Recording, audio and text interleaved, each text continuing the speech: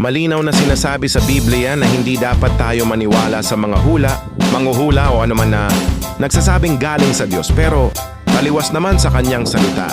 Ang gabay natin ay ang Biblia mismo, hindi ang mga hulang gawa ng tao. Deuteronomy. Sa huwag kayong mag-aalay ng inyong anak bilang handog na sinusunog. Huwag kayong manghuhula o manghihula ng kapalaran, mangkukulam o manggagaway. Huwag kayong gagamit ng mga espiritu ng mga patay upang malaman ang mangyayari. Sino mang gumagawa ng alinman sa mga ito ay kasuklam-suklam sa Panginoon.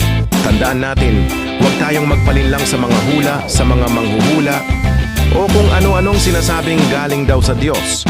Sapagkat malinaw ang sabi ng Biblia, si dati kasuklam-suklam sa Panginoon. Ang tunay na gabay natin ay ang kanyang salita. Ang may hula ng tao ay maaaring magpalito, pero ang salita ng Diyos ay hindi nagbabago. Totoo noon, ngayon at magpakailanman. Kaya kung gusto mong malaman ang direksyon ng buhay mo, huwag sa hula, kundi sa Diyos. Sa Kanya ka manalig, sa Kanya ka kumapit at tiyak na hindi ka maliligaw.